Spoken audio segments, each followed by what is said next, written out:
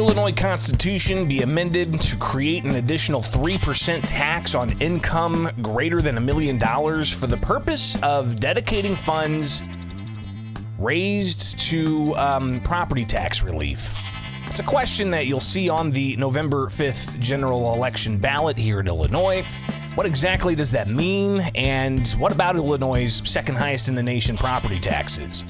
That came up during a Illinois House hearing last week where they were talking about extensions and freezes and a variety of other things, but obviously a lot of focus on Illinois' property taxes and a non-binding referendum for the entire state to sound off on. And there's actually 3 of them, and one of them we're going to focus on today with Illinois in Focus Daily.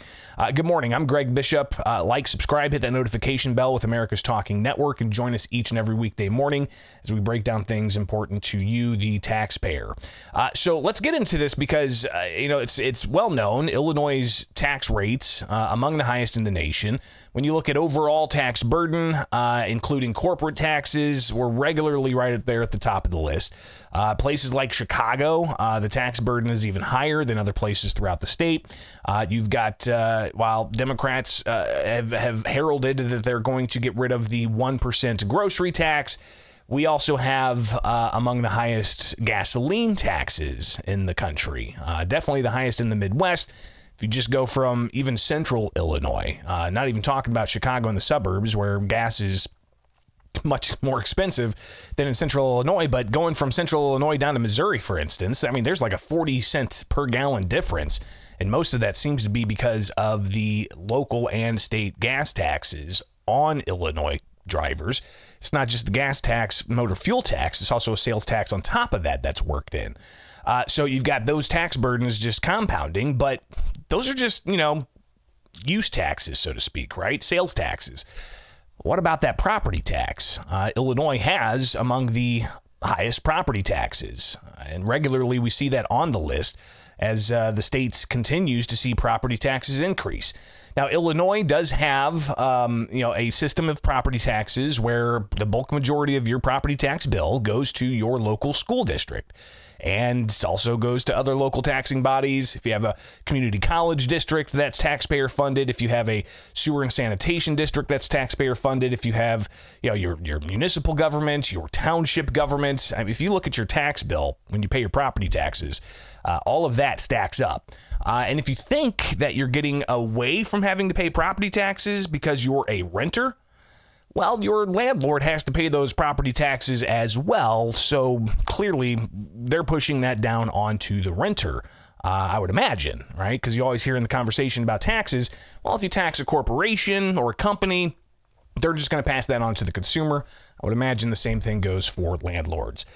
So let's go into what was discussed a bit last week at an Illinois House Revenue and Finance Committee. This is a Illinois House committee that looks at the state budget and a variety of other tax and spend issues.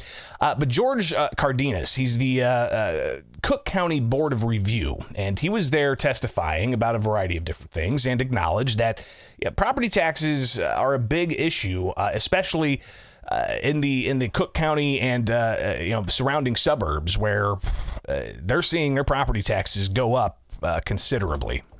Why I'm here and why we're here. Illinois residents are struggling under the increasing regressive property tax system. Last year, we saw significant spikes in the south suburbs where some taxpayers saw their bills double, and now Chicago is facing the same storm. In particularly, I'd like to mention Pilsen because it's a neighborhood that I've been working on with those constituents where increases are now around 91%. And as you know, these increases hit communities of color especially hard. Hispanic and African-American families are facing unbearable tax burdens. So again, the tax per your property doubling in some instances, and the percentage is continuing to climb.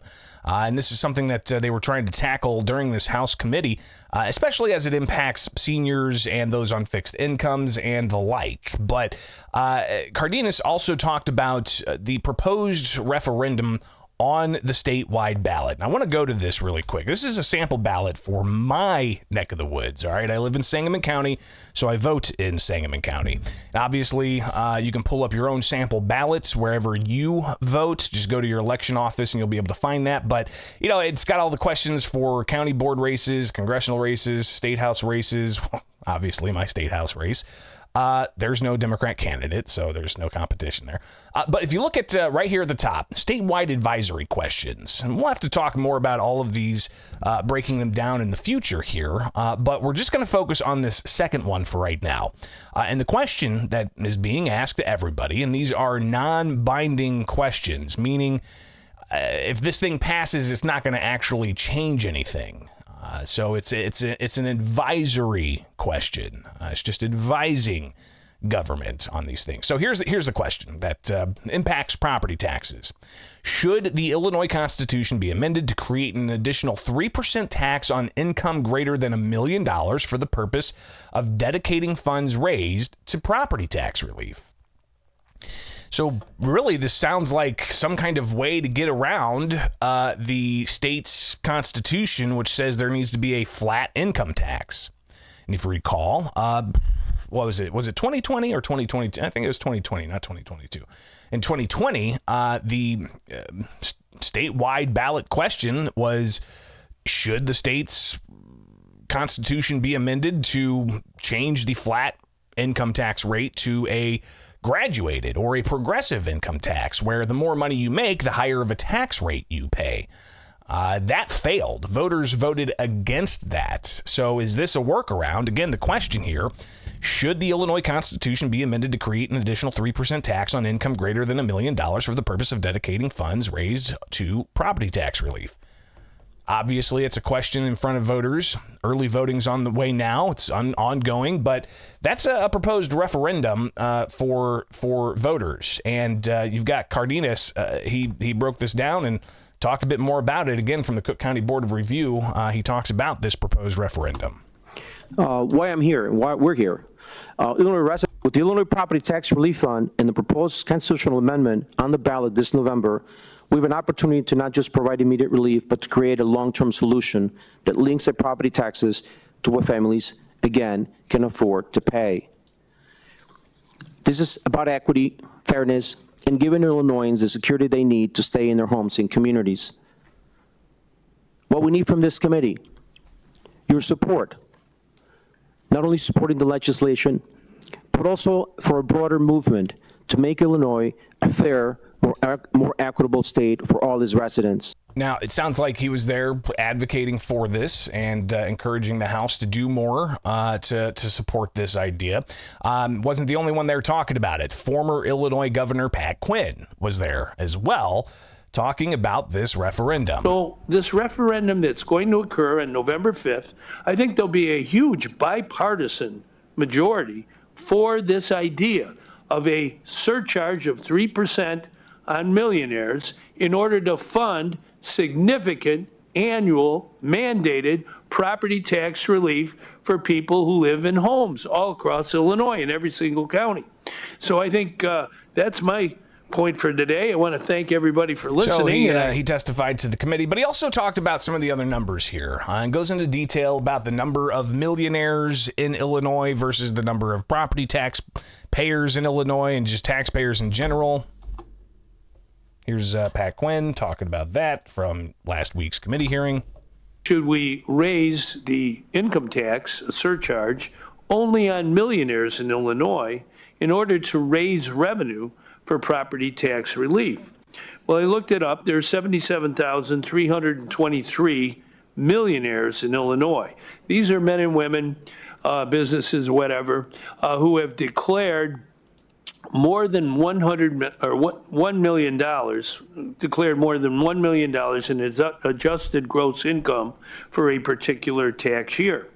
We have 6,286,664 income tax payers in Illinois, people, all of us who pay income tax.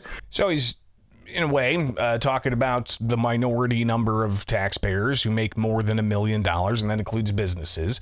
But this referendum, again, would try to bring about a way to get around the flat tax and have like a surcharge if you're a millionaire, and that would be statewide. He goes on to talk about how much revenue he's been told that the state could bring in.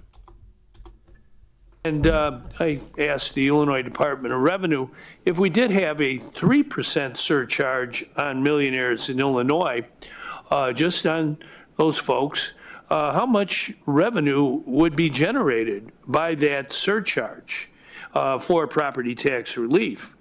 Well, they just responded to me and they said $4.5 billion.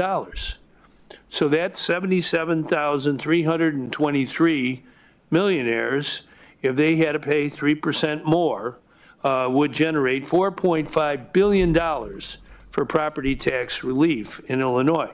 That could fund whatever well-designed circuit breaker program came up. So, again, the idea is to increase taxes on people who make more than $1 million or businesses that make more than $1 million. But this is just an advisory question. It wouldn't actually change things. Because if you recall, in 2020, they tried to change the flat tax to a progressive tax, and voters rejected that idea. Here's Governor Pat Quinn, former governor of Illinois, again, trying to advance this question and why this non-binding referendum is so important, he says. The point of the matter is referendums move the legislature, whether it be a referendum to reduce the size of the legislature, establish recall for governor, or to set up the Citizen Utility Board.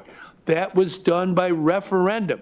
So this referendum that's going to occur on November 5th, I think there'll be a huge bipartisan majority for this idea of a surcharge of 3% on millionaires in order to fund significant annual mandated property tax relief for people who live in homes all across Illinois in every single county. But obviously, that doesn't address another question. A lot of those who consider themselves conservative fiscally, they say that, what about budget cuts?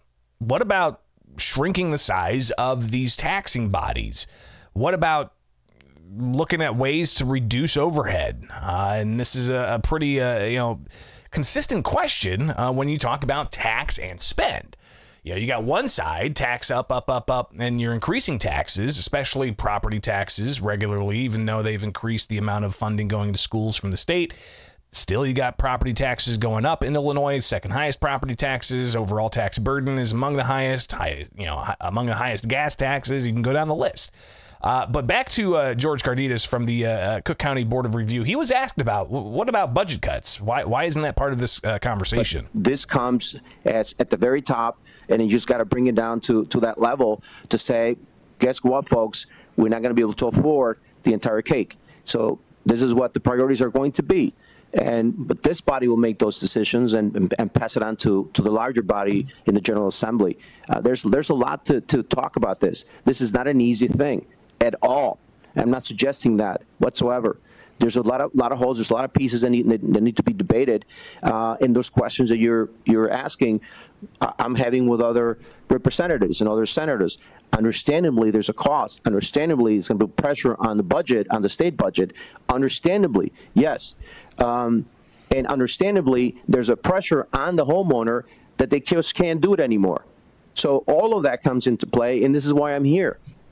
It's that simple. So budget cuts, obviously something that's on the mind of people, but instead of going through the budgets with a fine-tooth comb, we've seen increased budgets, including increased state spending.